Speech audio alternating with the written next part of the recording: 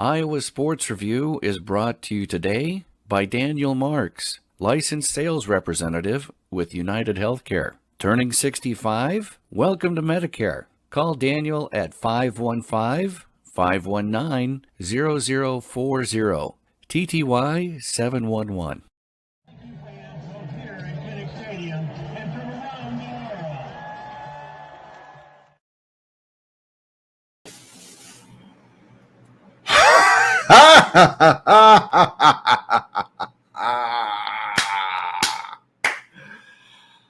Ladies and gentlemen, probably mostly gentlemen, my name is Adam Jacobi. This is the Iowa Sports Review. And Iowa is not going to be number 3 in the nation anymore. Oh, no. After today's incredible 23-20 victory over number 4 Penn State and a little bit of help from our friends down in Alabama, the sky is the limit for the Hawkeyes. And by the sky, I mean like number 2 in the nation. But still, right now, you have to look at Iowa as the undisputed number 2 team in the nation. How beautiful is that? How wonderful is that? First things first, before we get into the chat, and we've got a lot to chat about, believe me. But first things first, I cannot say enough about the atmosphere at that game. You can't. I understand that they said a lot of things on TV about how loud the crowd was, and I assure you, in person, it was louder. I've never heard Kinnick that loud in my life. I've never seen a Kinnick crowd take over a game the way that they did. And they absolutely did. I've never seen anything like that. I've never experienced anything like that. My hearing's still not all there. You can tell my voice isn't there either. I'm still, like, to this moment, trying to process what an amazing game we just watched. What an important victory this was for the Hawkeyes. What this means for the entire college football world. I mean, this was the biggest game of the week. And I know Oklahoma and Texas had their fun little SEC thing, and I understand that was a good game too. But this was a wrench fight. Like, this was Balboa versus Drago, except they had large metal tools to pound each other's face with. I hope Sean Clifford is back on the field soon. He's legit. And I'm not, I would go so far as to say Iowa probably doesn't win that game if he stays healthy. But this is football. This isn't friends ball. Iowa didn't do anything dirty to him.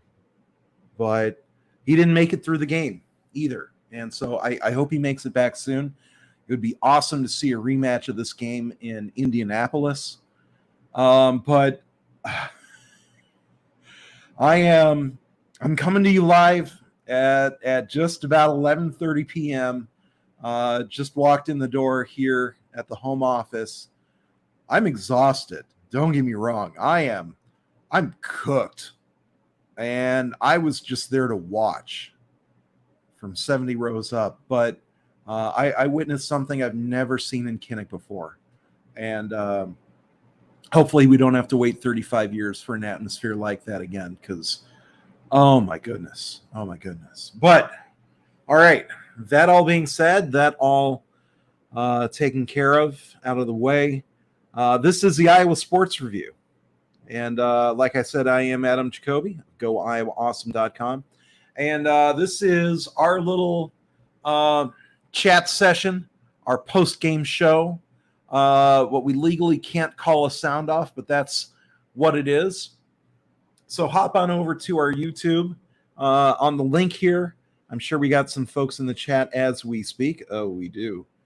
And so there's going to be a lot to get to, and we'll stay on as long as my laptop's firing and I'm not literally asleep on the desk, and as long as you guys are here too, because ultimately the show is for you guys. So head on over to the YouTube page, go over to the chat window. It's going to be at the right or bottom right of your screen, and I'm sure we've got a lot to talk about tonight.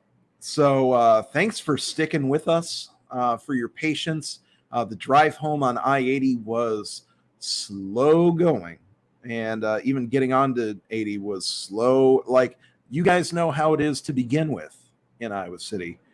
It was like 3 times worse tonight, but here we are. So thank you all for joining us. Let's get started. Yeah, Iowa could go 2-4 in the most disappointing finish in school history. I don't think we're going to get that, obviously. But yeah, I mean, that could happen theoretically.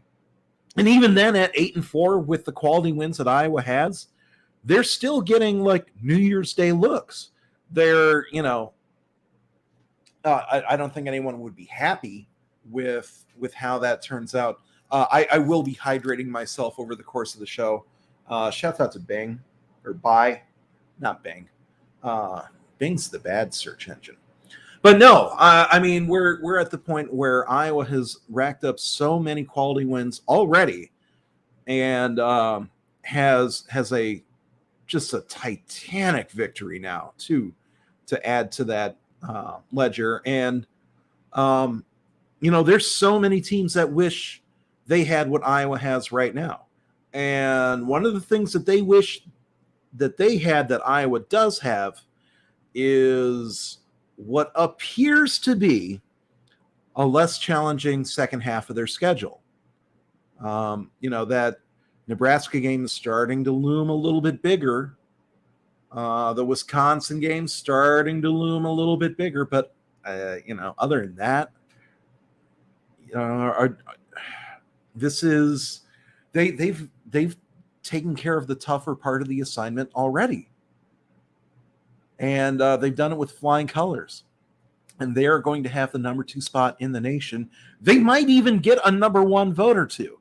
They're certainly not going to, probably not more than a handful. I'd be shocked if it was more than that. But I could see a voter making a case that Iowa has a better win than Georgia has, a better top win than Georgia has. I'm not sure I agree. I just want to be clear about that. But it wouldn't shock me if Georgia has less than every single first place vote. That's the spot we're in right now. So, yeah, I mean, I obviously I don't think Iowa's going 2-4, but gosh, they've got everything you want right now. Tori Taylor for Heisman. Yes. Hey, I am all on board for that. He was a weapon today, and that is not unusual for him. He was an integral part of the game plan, and some of the boots that he had today, you could see them take the life or the wind out of Penn State's sails. That backup quarterback did not want any part of taking snaps inside their own 5-yard line. Neither did their offensive line, clearly. But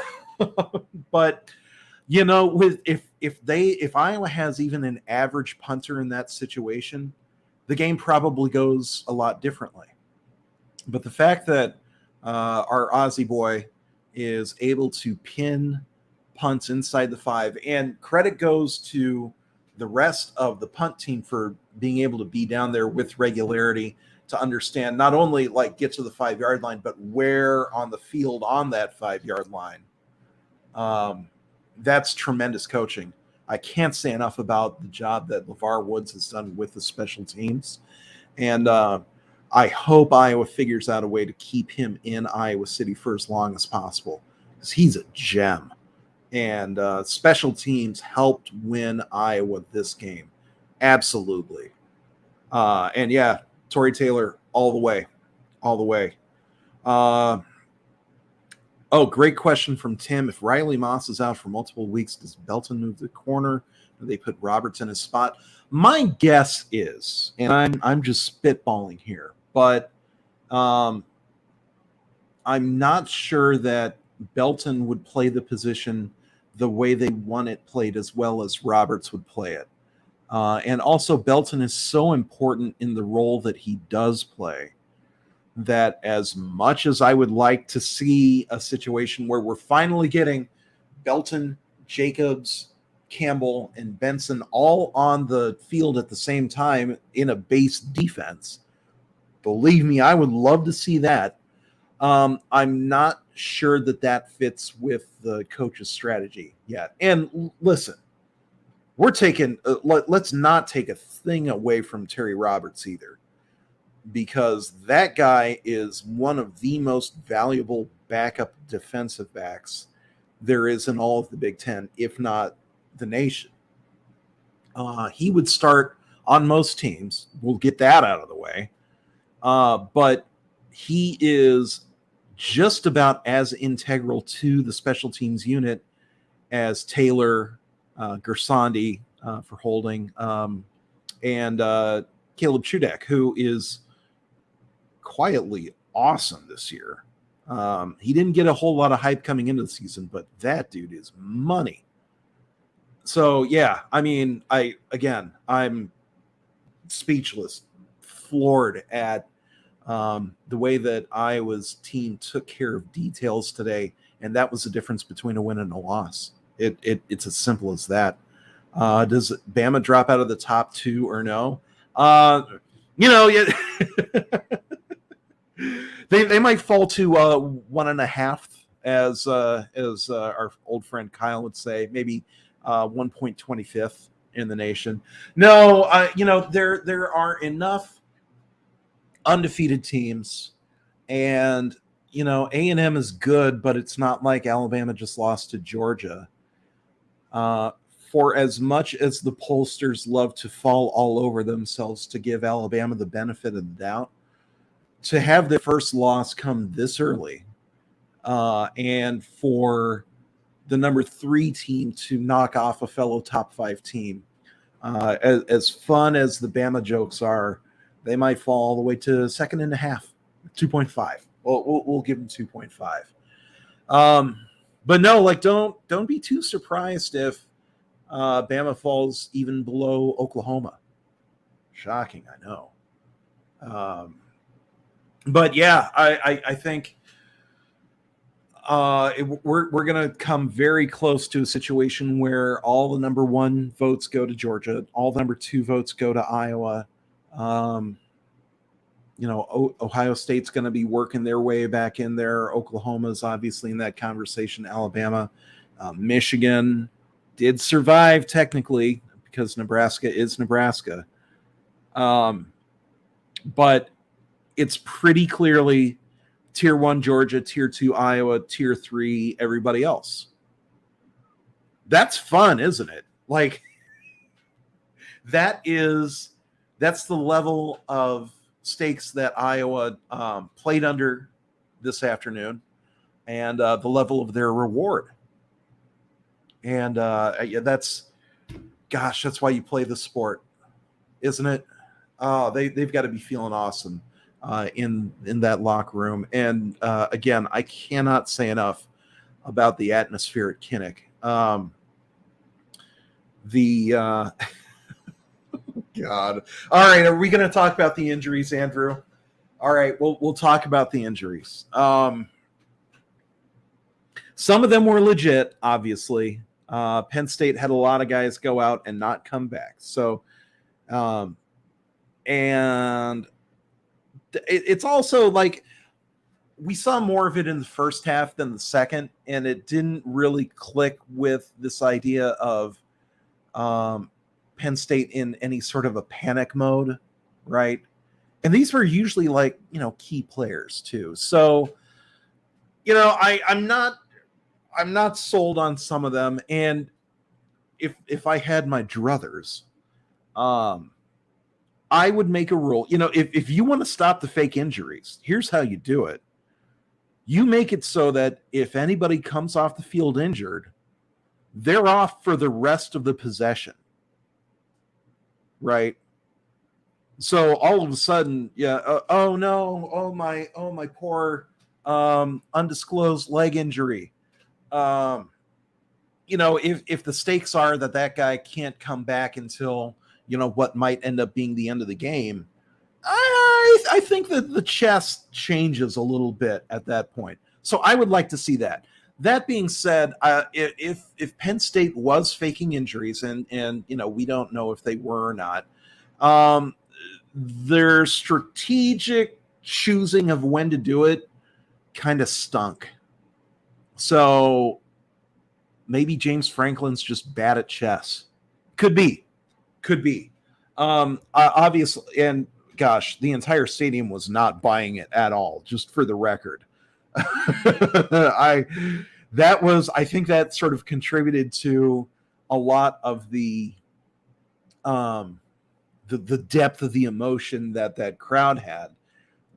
Because if there's one thing a home crowd doesn't like, it's just the appearance of the opposing team getting one over on them, getting one over on the refs in particular. So, I think that was part of it. And part of it was, that's what you do in that situation. I mean, for crying out loud, the crowd also booed the wind knocking the football off the tee. Like we were just in an Iowa State crowd kind of mood, I guess. I don't know. But, by and large, aside from the appearance of shenanigans, I thought I think both teams played pretty well, pretty clean. It was a level of competition worthy of a top 5 performance, or, of a top 5 matchup. I felt bad for Penn State's backup quarterback because he was in way over his head. But other than that, man, those Nittany Lions have a squad. And it would not surprise me at all if this is going to be a rematch in Indianapolis. And that, again, especially if Clifford is healthy on a neutral field, man, sign me up for that. Sign me up for 60 more minutes of this. Man, oh, man. Yeah, I'm happy we get to share this together, too.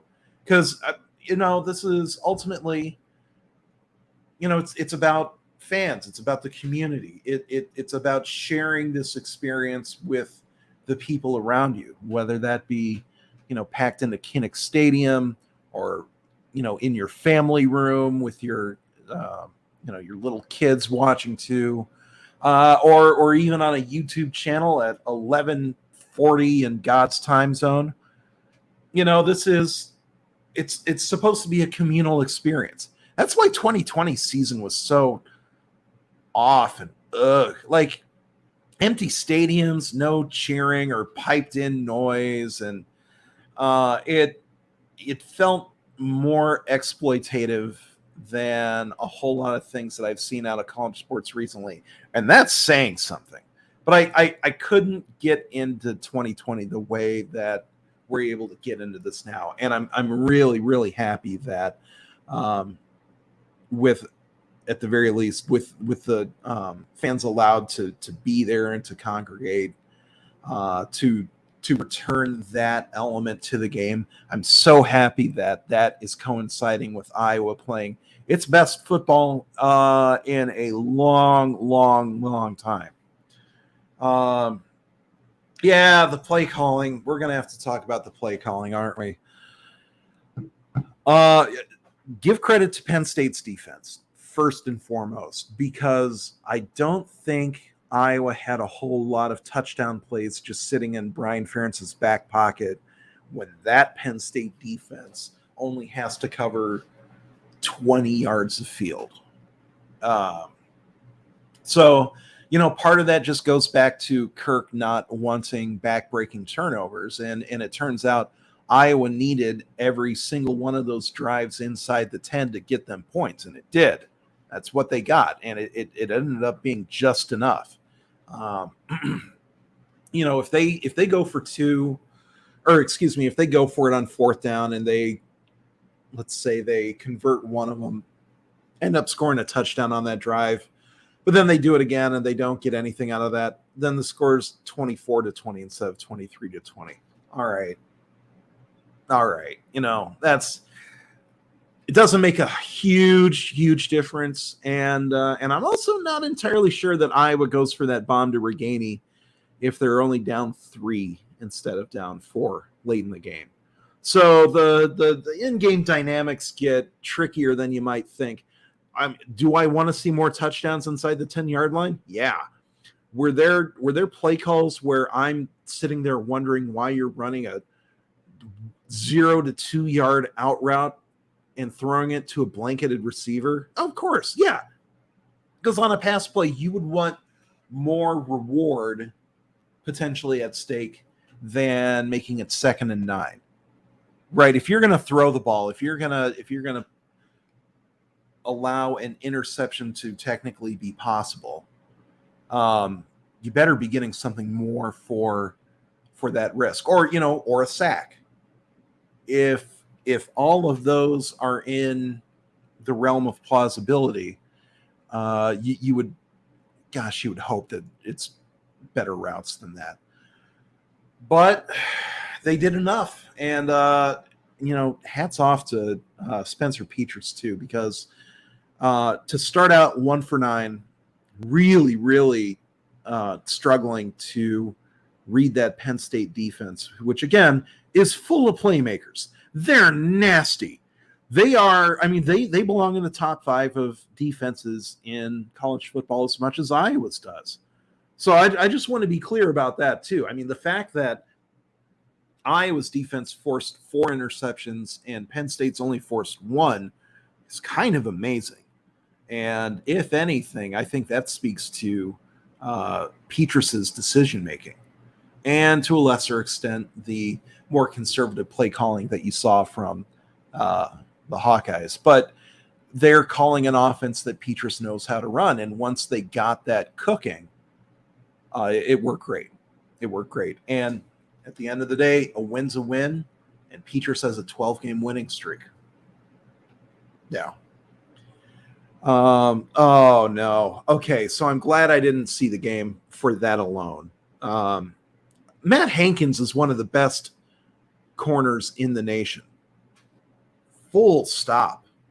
To get his name wrong, not only to get his name wrong, but for nobody in the booth, because there's helpers, there's off-air talent, if you will, for nobody to be like, hey, Gus, your notes are wrong. First of all,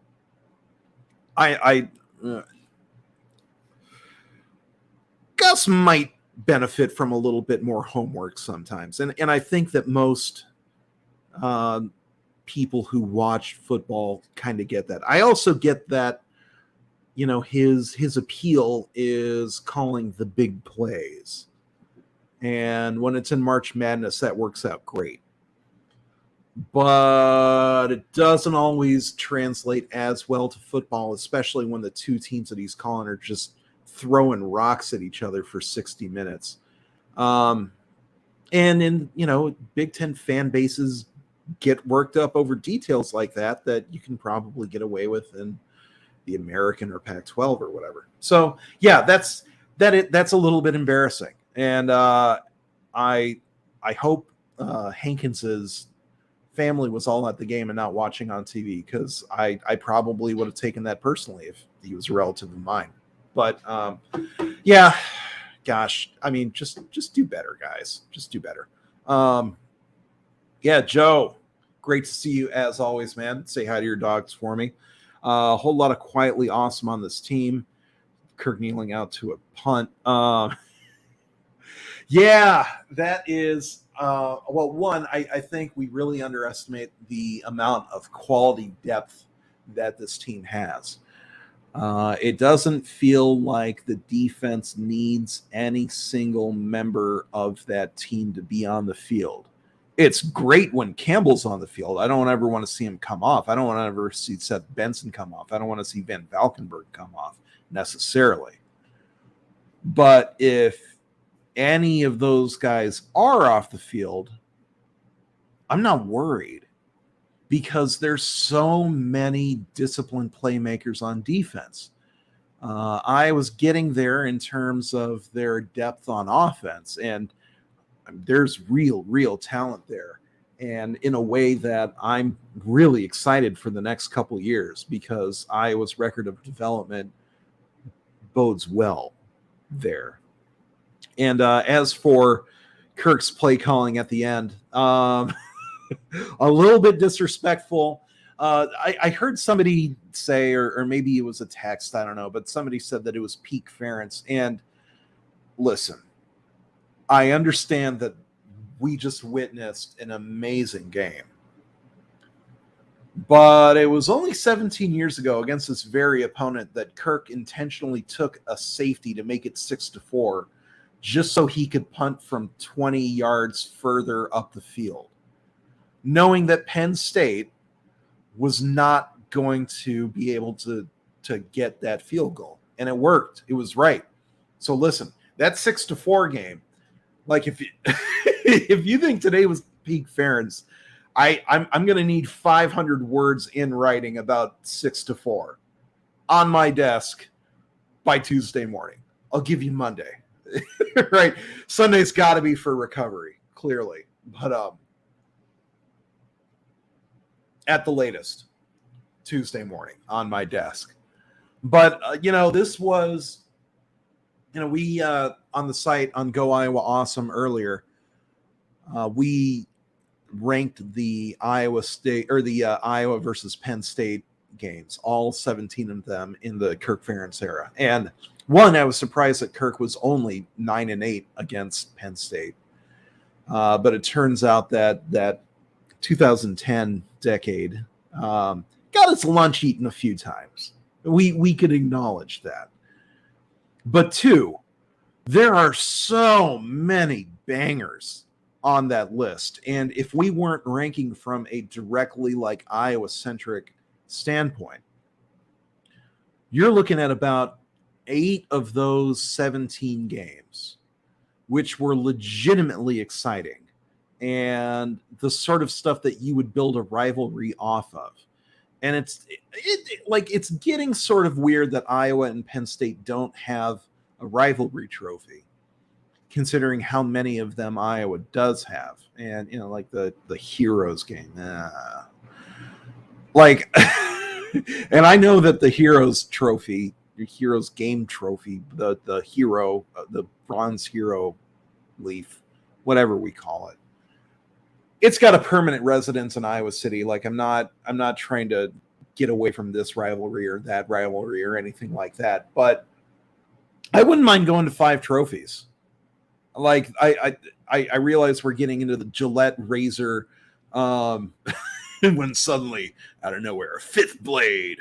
But it feels like there needs to be like, I love the Iowa versus Penn State competition so much that I feel like our players are almost a little bit cheated that they don't get to hoist up some like half beaver, half deer.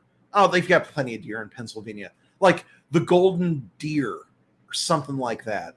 You probably can't call it a buck because the guys in Columbus will get upset about that. But, like the golden whitetail. I don't know. Figure it out. Do something. But, let these guys hold something up, because these two teams play each other so well, so often, that I think that they have earned that. I'm not trying to juice the rivalry. It doesn't need the juice. I just want them to be able to celebrate it with something even more tangible than just the win itself. I say this out of complete respect to Penn State. They're my favorite team to watch Iowa play in the Big Ten. Full stop. James Franklin called out the fans for booing on the injuries. Yeah, he would. It would be more worrisome if the coach said nothing about it. Or if he said, they got it right. they got it right. A coach has to stand up for his players in that scenario. And I would hope the same from Kirk Ferentz. I bet there's a whole lot of Penn State fans who took that extremely personally, because from their perspective, none of those injuries are ever faked. Like, we would never believe that Iowa would ever, accidentally have a cramp. Now, that's not Kirk Ferentz's style at all. And I'm not sure that we've ever seen a situation like that where Iowa did situationally use selective injuries. And if that ever did happen, no, it didn't. That's our biases at work, just like that's Franklin's biases at work. He should be saying something like that. It would, and I would expect that from him. So we'll see if there's any lingering bad blood there, and if there is, okay, all right. We'll play for a golden crutch. How about that? No, I don't want to play these guys again either. Because when Sean Clifford was on the field, that Penn State offense was getting first downs at will. Third downs were not a challenge for them. And in that Penn State locker room right now, I guarantee you they're thinking, we want those guys again, and we're not going to let them off the hook this time. All right. They don't just want to play Iowa again. They want to hang 40 on Iowa. I guarantee you that. And they want to do it as soon as possible. All right. So, yeah. Be afraid of Penn State. Absolutely. Again, I say that with total respect. And the problem is, it's one thing to want to do that. It's another to actually, have to, be able to do that against the defense like Iowa's. And, again, I hope Sean Clifford is okay. I don't ever like to see a game hinge on something as unlucky and as potentially dire for an individual student athlete as an injury. So I hope he's back, and I hope Penn State wants more of Iowa, because that's just competition. That's any sport. But no, I'd much rather see Michigan or Ohio State in Indianapolis. And I know that's saying a lot about Ohio State, because they are frightening too. OSU is nasty. Of course they are. Because they have no more margin for error. None. And they still have that Penn State game to go. That's going to be very difficult for them. They still have the Michigan game to go. Michigan's undefeated. And they survived Nebraska, which, again, Scott Frost in the fourth quarter is, you know what you're going to get.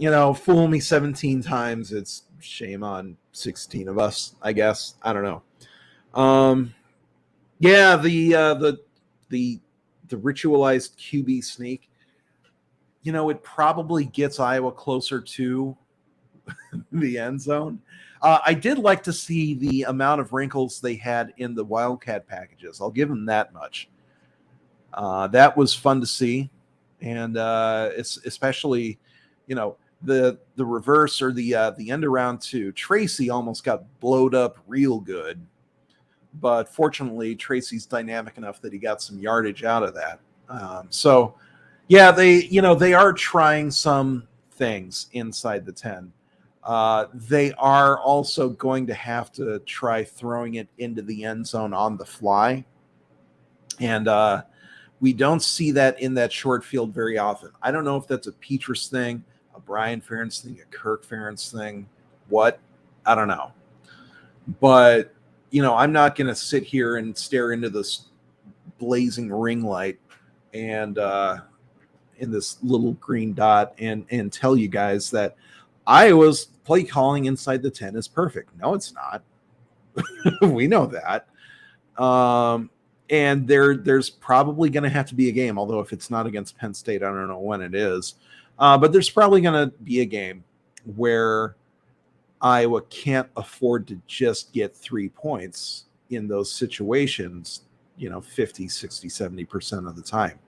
So, yeah, there is going to need to be some improvement there. And the coaches probably know that. These guys aren't dumb. And there's so much analytical work that goes on that doesn't make the interviews. That's, sort of proprietary to what they do. But the amount of points that they get in their red zone trips, like points per trip, they know exactly what it is. I guarantee you that. So, and they're also working to improve that. Guarantee you that. I don't think there's a coaching staff in the nation that wouldn't know those things or wouldn't want to improve those. So, yeah, I completely agree with that assessment, and I think the coaches do too.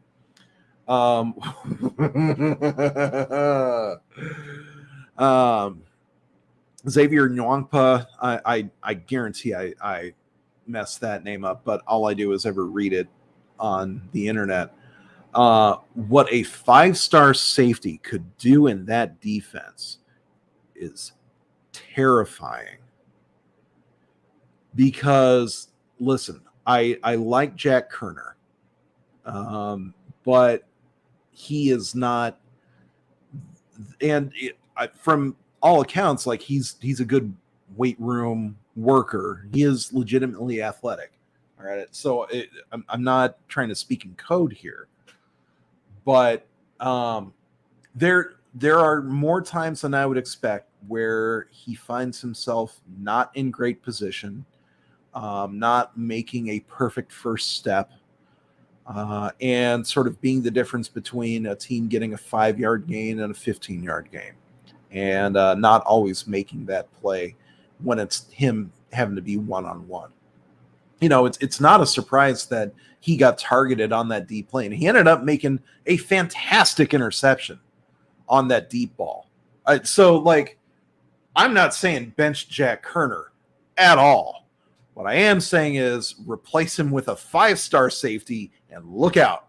That's my pitch. And I think it's a pretty good pitch, and I think it's pretty close to what Iowa's whispering in X's ear as well.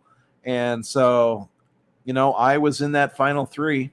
He was in the house for that game along with 80 other recruits. And the atmosphere that they got was world class. And I don't say that lightly because I don't think I've ever said that about Kinnick before. And Kinnick's had some great atmospheres. But this was unreal. This was turbocharged, turned up to 12. I mean, name whatever cliche you want. It was unlike anything I've ever experienced. And on the drive home, on the actual legally called Sound Off show on 1040, which should be part of anybody's commute home from Iowa City, as long as you're heading west, just about every single caller said the exact same thing. I've never heard it that loud in Kinnick Stadium, and I've been going for 20 years or 25 or 30 years or what have you. And technically, I guess I've been going for a little over 30 years too. Not consecutively or consistently, but technically.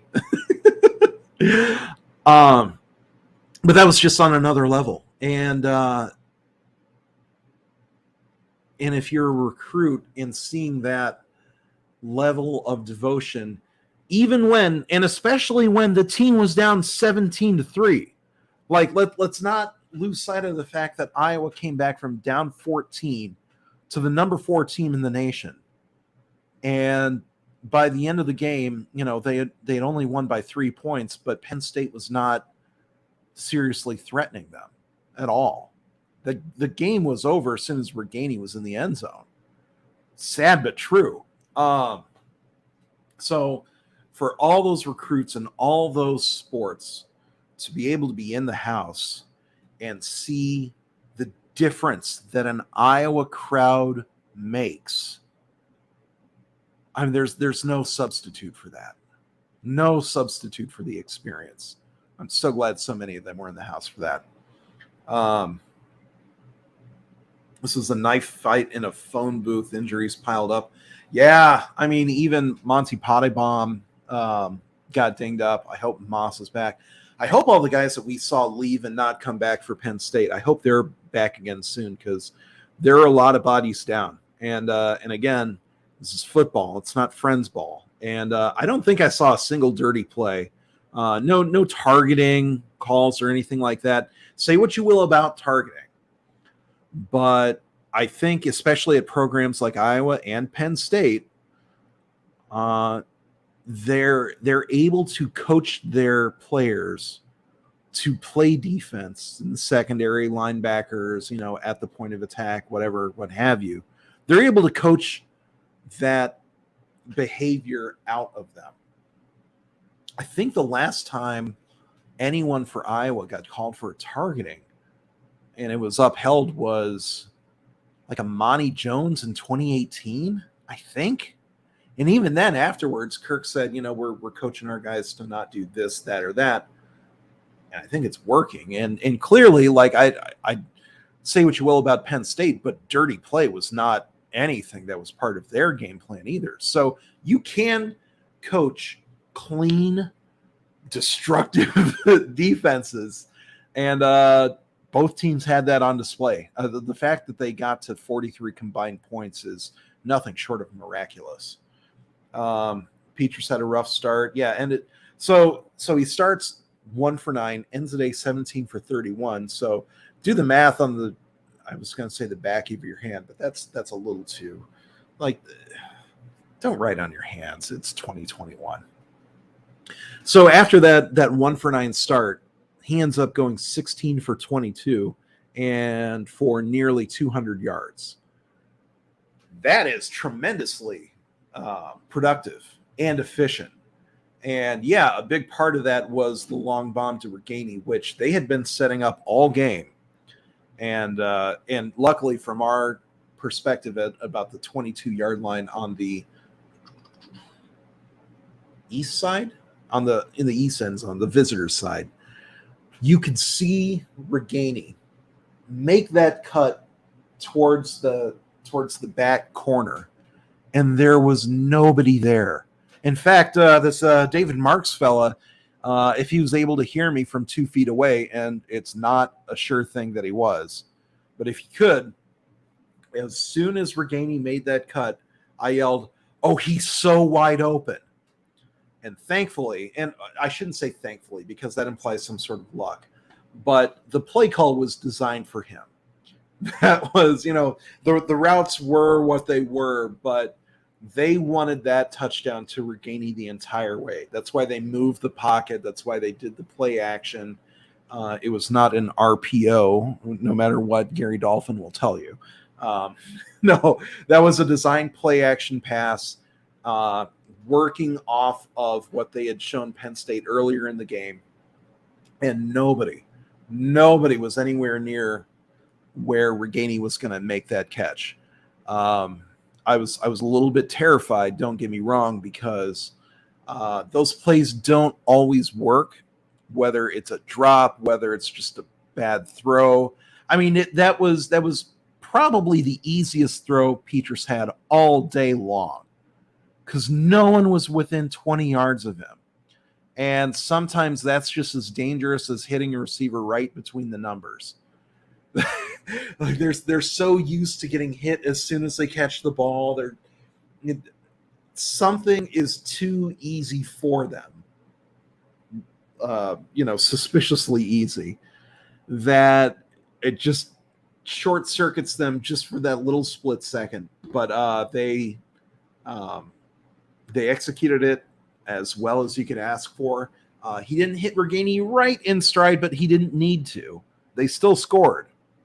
And again, when he threw the ball, there was no one within 20 yards of him. So, kudos to Brian Ferentz, I'll say it, for recognizing what was working, what wasn't working. And kudos to Petrus for not letting a 1-9 start or a 1-4-9 start affect him for the rest of the game. That takes a lot of mental toughness, especially against a defense as tough as Penn State's.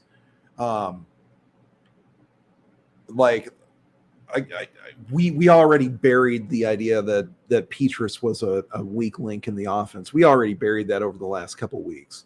So I don't think there's any need to keep reacting to that criticism because it's gone now. It's gone now. But let's also recognize that this guy is really doing a good job of leading the offense, not just game management. It's something more than that. And there's a reason why he's a captain, right? And it's not just because he plays quarterback. It's that he is actually leading the offense. So that was great to see, especially for a guy who's on his, 14th start. You know, it's not like we had to wait for his 5th year on campus to see this out of him. It's really cool. It's really encouraging. Joe says, really need to see the young tackles make a leap. Yeah, I agree. I completely agree. And again, Penn State is nasty. But there were times where Petrus didn't even know whether to step up in the pocket or, take some steps back because, the tackles were getting it that badly from the rushers from Penn State. And Penn State threw a lot of complicated blitzes at them. That's just what the Nittany Lions do. That is their base defense is to blitz. So they definitely keyed on Iowa's offensive line, challenged them to make snap reads that they weren't always capable of doing. Now, I would take Iowa's coaching staff for the offensive line over just about anybody's because it's got to pass the Kirk Ferentz. Kirk Ferentz seal of approval? No. Sniff test? I don't know. Listen, it's past midnight. But anyway, since we're past midnight, just a little bit of a refresh for you all. My name is Adam Jacobi of GoIowaAwesome.com. My voice is gone because I was at Kinnick Stadium. You are watching the Iowa Sports Review, and this is our post-game chat show, hot take-a-thon, what have you. And we do this for you, the viewers. And so if you're enjoying what you're seeing here, and gosh, how can you not enjoy being able to talk Hawkeyes after that 23-20 victory over Penn State at Kinnick Stadium? One of the most incredible games I've ever witnessed live, full stop. If you're enjoying it, go ahead and click like, and go ahead and hit subscribe if you haven't already. Turn on your notifications so you know when we're going live to chat with you. Not only does it make us feel good about the product we're putting in front of you, but it tells YouTube that it's time to put it in front of more Hawkeyes, just like you. And the more that we get into this chat room, the more that we get that conversation flowing with everybody, the more fun it is not only for us to do this show, but for all of you to take part in this community as well. So, especially if you're new, go ahead and click that little like, least you can do to help celebrate this victory, right? I don't know. Trevor says 2 weeks, 10 interceptions, and yeah, and that was even before Clifford got knocked out. 2 of those were on him too. Now that Roberson fellow who played the second half and the end of the first half, he was in over his head. As I said, he was overmatched, and Iowa knew it.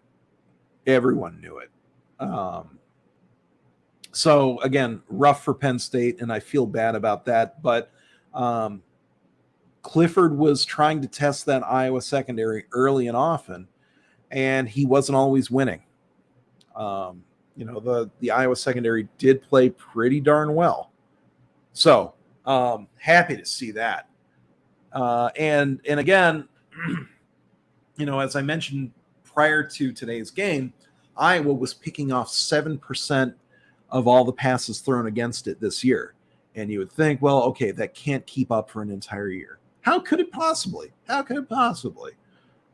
4 picks in, what was it, 40 passes altogether? Might have even been less than 40. So, yeah, they're right around 10% for today. Like, it's something more than a fluke. And there were some great plays made to make those interceptions. Nothing that would make you say, well, they got lucky. They got lucky.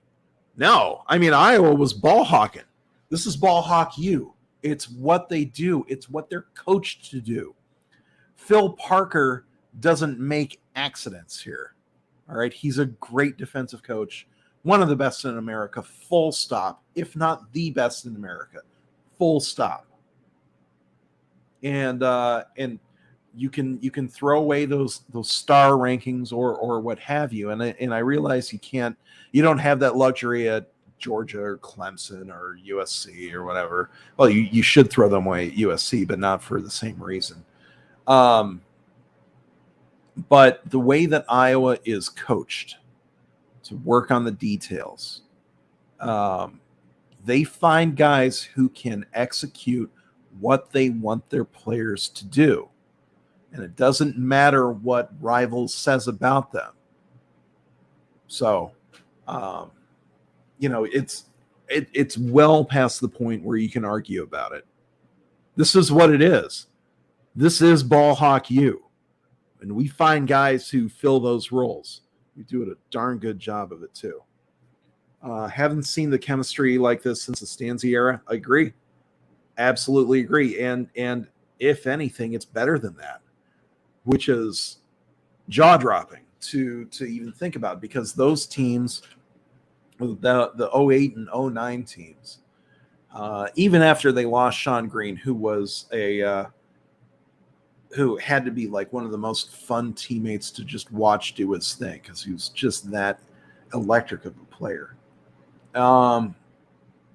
This seems like a 1 down to 85 level of cohesion that Iowa just hasn't had under Kirk Ferentz. And, a big part of that is what was going on in, let's say, the weight room or behind the scenes, off the field, in terms of how welcome some players felt and how welcome some players didn't feel. And when they don't have that level of input directly to the coaching staff about that, or if they're punished for thinking that they should have that, it gets them on different levels of comfort with the program. And that has especially at, once again, a developmental program like Iowa, when you don't have everybody on the same page and you, excuse me, and you don't have just sheer raw talent to make up for it, it creates problems where they don't need to exist. And I don't see that anymore. I don't think it's just lip service that they're paying to make sure that their athletes are welcome. In fact, I know it's not. They hire former players and they make sure that everybody is in that locker room because they want to be in that locker room. And it's not a my way or the highway approach to making sure of that either. It's just maybe it's as simple as reminding them that, yeah, you are important to this team. And if you keep working hard and stay healthy and keep getting grades, you're going to get your shot, because that's how it works here. Speaking of making grades, when was the last time anybody was like deemed academically ineligible once they were actually on campus? Right? Like, it seems like there's some of them that just can't get into school, but I can't remember the last time that a star player was actually academically ineligible all of a sudden, not just at Iowa, like anywhere. Isn't it a little weird that has just gone by the wayside? Like, do we think that they're actually good at studying now, or does the NCAA just not care about tutors? I don't know. Just a thought that I did with no evidence or research to back it up. Anyway, Yeah, nation's going to be big mad. Oh, let him be mad. Okay. Here's, if you want to know what I say to the haters, I think my response would be who? I don't see any haters around here, and they can be as loud as they want about it. I don't see them. I don't hear them. The point of all of this is like not to make everybody who has, snarky little jokes about little old Iowa and the little old Midwest. The point is not to impress them, because they want that's a fight you're never going to win. So don't worry about them. This is the number 2 team in the nation. This is a high worth riding just by itself. And I'm sure that the advice to coaches or advice from coaches to players is probably pretty similar. Now, they're also telling them, don't believe your own hype. Don't get high on your own supply. That everybody knows that. But whether there are people who disrespect Iowa or don't think they belong number 2, who cares?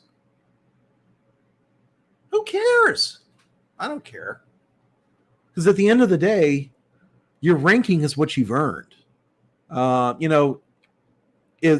Iowa be favored against Alabama on a neutral field all of a sudden? I doubt it. It might not even be close. But Iowa's the undefeated team that actually beat their opponent this week. Bama's not. BYU's not. Some other teams aren't either. All right, so let them worry about them. Iowa's taking care of its side of the street. That's it.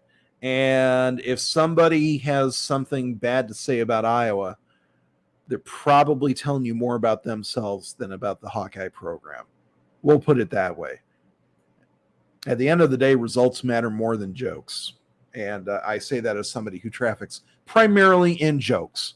But listen, just look. Number 2 in the nation, 6-0. 3rd win over a ranked opponent. And Maryland was awfully close to making it 4. The closest that Iowa's come to cupcakes is Kent State and Colorado State.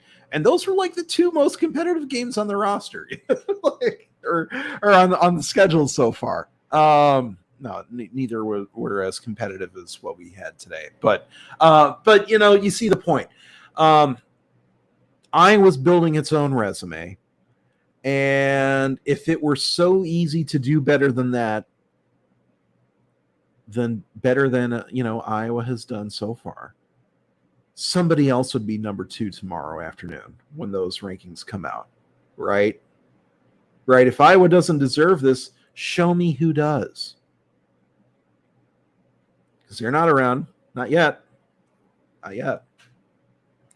Often did Iowa send receivers deep? Yeah,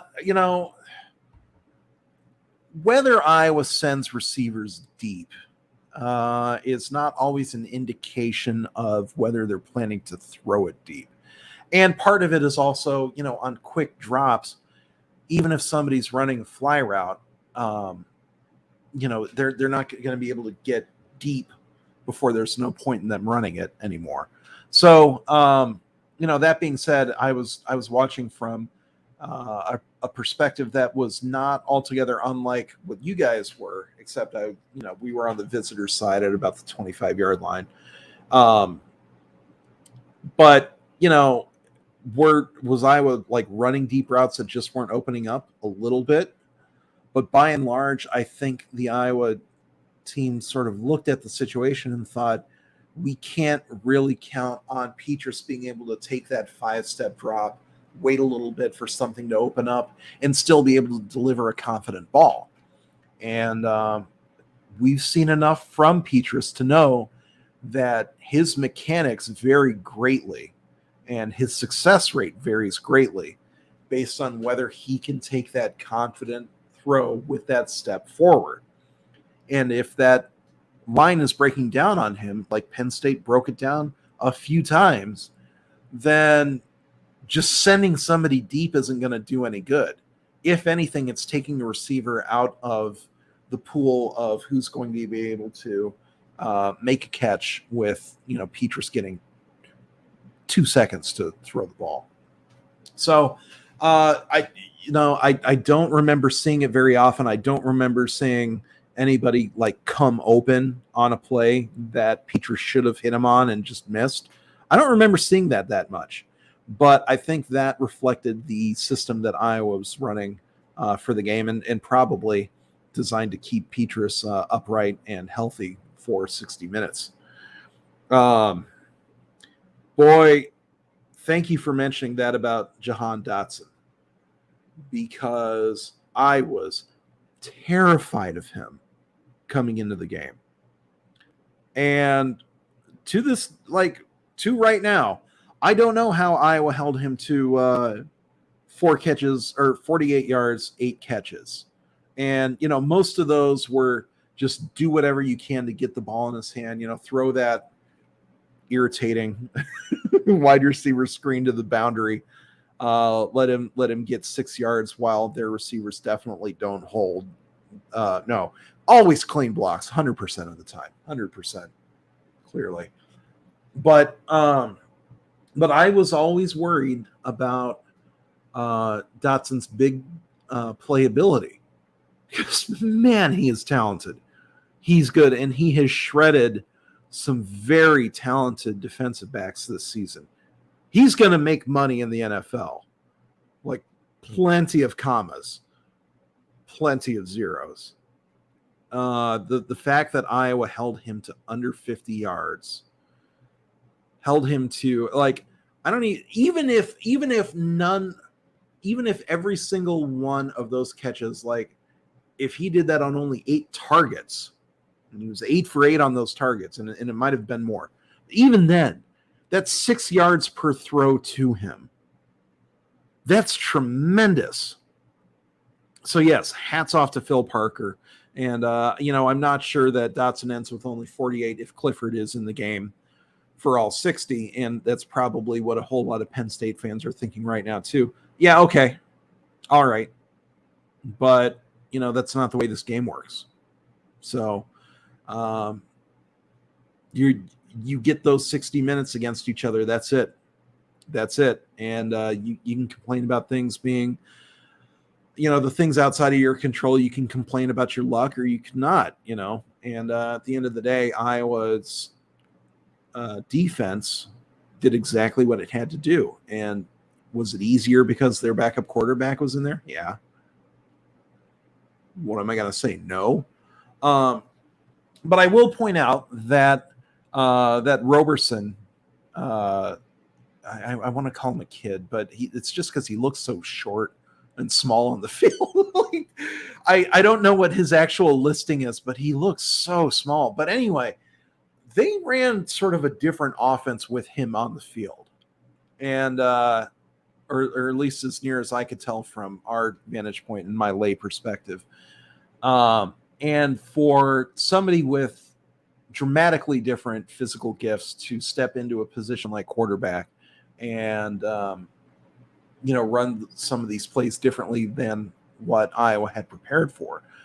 The fact that Iowa was able to roll with that and then completely shut this guy down is, except for a few really choice runs. And he was good at that. Don't get me wrong.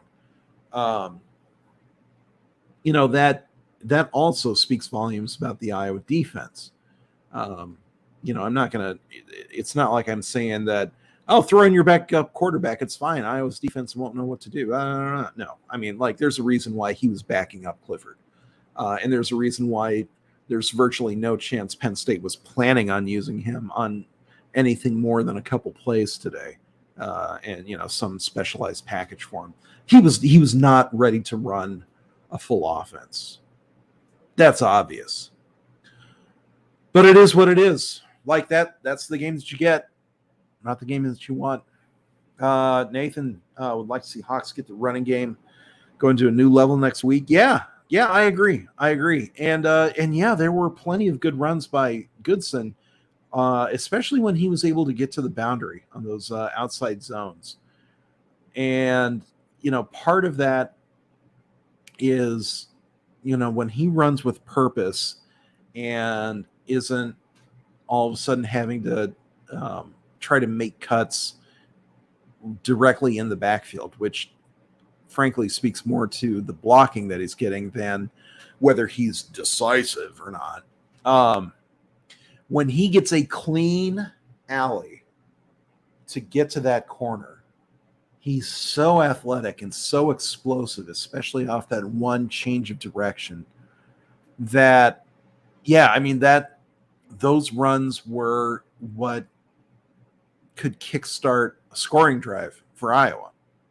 And if the offensive line can get more consistency in letting him get to that point of attack that they want, to let him get past the line of scrimmage without worrying about contact, he's lethal from there. I would have liked to see more screens, but at the same time, Penn State had those sniffed out too. So, part of getting that Iowa run game in better shape is, one, not playing Penn State, but two, being able to run constraint plays like screens to some level of success, to at the very least be able to slow down that front seven. Man, oh man, it is 12:30 in the morning, Sunday morning. Happy Sunday to you all. Once again, my name is Adam Jacobi, GoIowaAwesome.com, and you're watching the Iowa Sports Review. I might have called it report earlier. That's inaccurate. The Iowa Sports Review, and we are celebrating 23-20, one of the most iconic wins of the Kirk Ferentz era, and even before that, and really a showcase for Kinnick Stadium, unlike anything that just about anybody's ever seen. Full stop. The closest in terms of just the magnitude of the game, the closest you're going to get is 12-10. But gosh, there's so many people who said they've never heard Kinnick get that loud. And kudos to the architects of the north end zone, because it is so closed off and it goes vertical, which they had to do by necessity because of the other buildings in the area. But that was not a drawback. That sound just reverberates in that end zone. And it made Penn State's life miserable. I've never seen a crowd force 3 straight false starts. Never seen anything like that. So, as we celebrate something like that, just a reminder that this is, as long as we're having our voices being heard, segue. As long as we're having our voices heard, go ahead and head on over to the chat area here. Type in your comments, questions, your thoughts, and yeah, let's keep celebrating for as long as I have blood still pumping in my body. I'm so tired. I'm exhausted, but we keep having things to talk about. And while you're here celebrating late tonight, go ahead and just click like. If you like this, at least. Don't lie. We wouldn't want you to lie. Go ahead and click subscribe while you're at it, and that helps tell YouTube that, yes, this is a fun Iowa sports community. We want to keep growing that. We want to keep getting as many Hawkeyes in here as possible, and that's how we tell YouTube that that's what we want. So go ahead and do that, and keep joining us. Joe says this is the closest team, according to Phil Parker, since 2015. And yeah, like, the Doyle thing could have really taken this a whole different direction. And I'm glad to see that wasn't the case. But, teams, especially teams of athletes who perform at a really high level, all ultimately want the same thing. And it's really a shame that it took somebody losing his job. People already have their opinions on whether or not it was warranted. It was. But at the end of the day, the fact that everybody was able to communicate so openly and to do so with the appropriate amount of good faith towards each other, and really remind each other exactly what there is to work toward, and what the goals always are and have been. Yeah, I mean, hats off to everybody on this team for making sure that they weren't going to get derailed over stuff that should not derail a team, but has before, will again. So I'm so proud to be a Hawkeye fan when I watch these guys and see what they've got going together.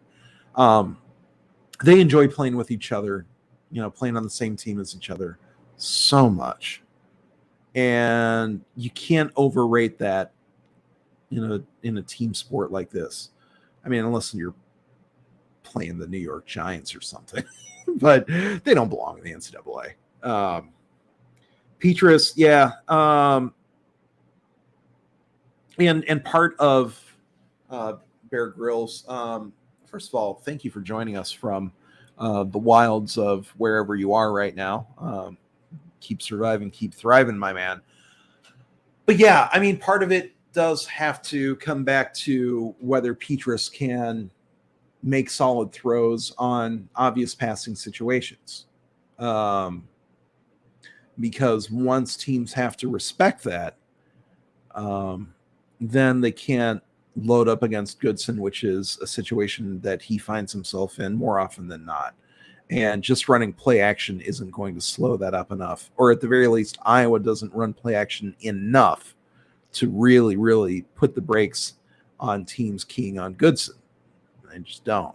So, yeah, I agree with that assessment. Now, how much we're going to actually see a quarterback allowed to dissect an opposing secondary in an Iowa offense, I mean, we have to remember who we're talking about here. It's not going to go air raid all of a sudden. That's just not what they've been practicing, and you can't just like flip a switch. It's not Madden or comeback NCAA football.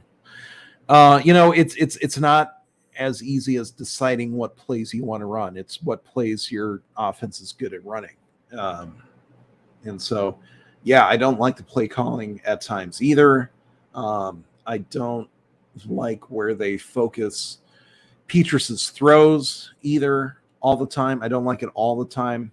I would like to see the middle of the field used more and not just like within the first 5 yards and on crossing routes. I mean, seam routes are, they're valuable for a reason. So, I want to keep seeing some development there. And I would guess that the Iowa coaches want to see that too, but that's guesswork, conjecture, if you will. Yeah, the atmosphere was very positive for the Hawks indeed. Yeah, I didn't see a whole lot of hostility towards Penn State fans, which was also really nice to see. Obviously, I think if Penn State fans were in the house, they probably were leaving with a sour taste in their mouth, especially with the injuries getting booed, and especially with thinking that, the game's different if Clifford is on the field for all 4 quarters. But that being said, I think everybody was so excited and so confident for this game that, no one really had a whole lot of energy to focus it negatively on Penn State fans. And it was my favorite non-game activity today. Well, I think one of the turning points in the game, and they mentioned it on the radio, but apparently not on Fox, or at least somebody told me that, was when they brought out the Iowa wrestling team, national champions, put them on the on the 20-yard line during one of the TV timeouts and had Terry Brands show up. Or is it Tom or Terry? Tom. Sorry. All those Brands kids look alike. So they brought him out, and, you know, did they choose Penn State on purpose? Yes. But they had him give a little fire up speech, and he didn't rudely do it, but he definitely took the microphone away from I believe in Laura Vanderberg. It's Christy Vanderberg. But you know, our game day host, and says, you do an amazing job. I got it from here. And he's telling this like stirring, like, we don't care who we play, we don't care who we go after, you know, we're Hawkeyes. He did a much better job of it than I'm doing right now, obviously. But that lit the crowd up. And it was at a point in the game that they really, really needed that. And that was also right around the point where Penn State's offense started to not be able to hear anything. So the fact that, and it was also, I'm just going to point this out, a little bit after a special guest appearance by Big E, who's obviously our favorite professional wrestler, came out, and boy, he tried his best to whip the Hawks up. He did a pretty good job. And you know, again, it was a situation where Iowa had really gotten shocked early by how well Penn State was moving the ball. And, you know, he did a good job of keeping the fans in it. But Brands, oh my goodness. He sort of reminded everybody that this is pretty, like, it's not actually life and death, but he framed it that way, and not specifically or explicitly, you know, but he made it very elemental to the Hawkeye experience that, you know, you go to war and, you know, you give it all you got for 60 minutes. And again, he did a way better job than I did. But I hope that makes its way to YouTube if it's not there already. The crowd absolutely ate it up, and especially with the national champion Iowa Hawkeye wrestling team on the field at the time. You know, it's just a nice little reminder, especially to the recruits in the audience. Yeah, we got champions here too, and this is part of being a champion. So I hope that stuck. I hope it took. I really do. Playoffs. I agree. You know what? Because I don't owe it to anybody to hedge my bets on any of this. I'm not on the team. I'm not sitting here speaking to players. I'm not blowing any smoke up their butt. If they're watching this, that's their problem. that's their waste of time. I don't think they have that much leisure time. But like, Iowa just beat Penn State. Iowa just beat the number 4 team in the nation in a game that they were favored in. Iowa's 6-0. Iowa doesn't have any games against currently ranked opponents left on its schedule. The Wisconsin game is going to be tough. The Nebraska game is going to be tough. The other 4 games all have the potential to be tough. But Iowa is positioned for the playoffs in a way that I don't think we've ever seen them positioned before, not even in the 2015 season where they went 12-0 out of nowhere. This is different. And we just need to ride this for as long as we can ride it. And I don't say all of that to put everybody or anybody in a mindset of, if they don't go to the playoffs, the season is stupid or something like that. I'm not saying that so you'll be disappointed if they only go to the Rose Bowl or they only go 10-2 or what have you. What I'm saying is Iowa is the number 2 team in the nation right now. We can appreciate that for what it is. And what it is like a dominant position in the college football playoff pecking order, as dominant as you can be in, after 6 weeks of play. As dominant as you can be at 6-0. There's only one team that's going to be ranked above them tomorrow. And Iowa absolutely controls its own destiny. So let's lean into it. Let's enjoy this for what it is. This is, how many seasons felt like they were, not if not necessarily over, but all the really that you could tell that they weren't going to be special by the end of September. There've been plenty of those. We can be honest about that. There've been plenty of those. We wait through those types of seasons for seasons like this. And while we've got this moment, let's write it and put it away wet. I hope that's not dirty. I think it's not. It's not, right?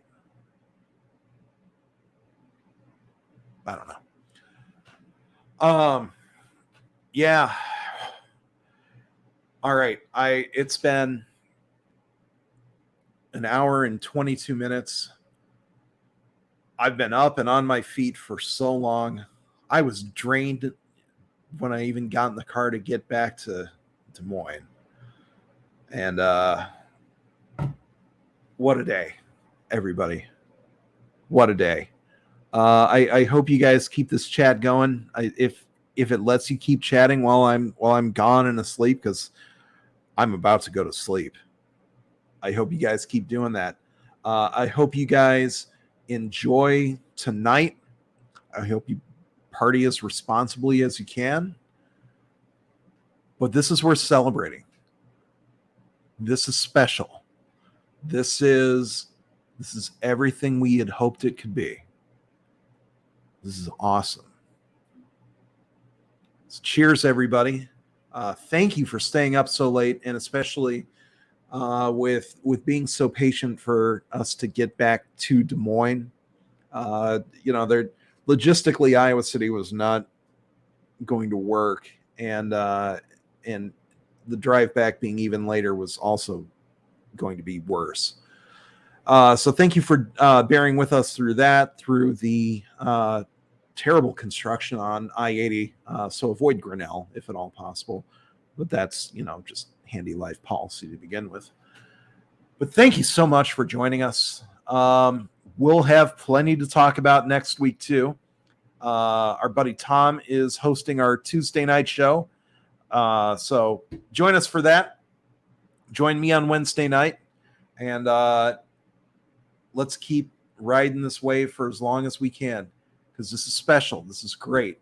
I'm so glad to be able to have shared this evening with all of you, to share this afternoon with everybody at Kinnick Stadium, and really to share this entire season with the Hawkeye faithful.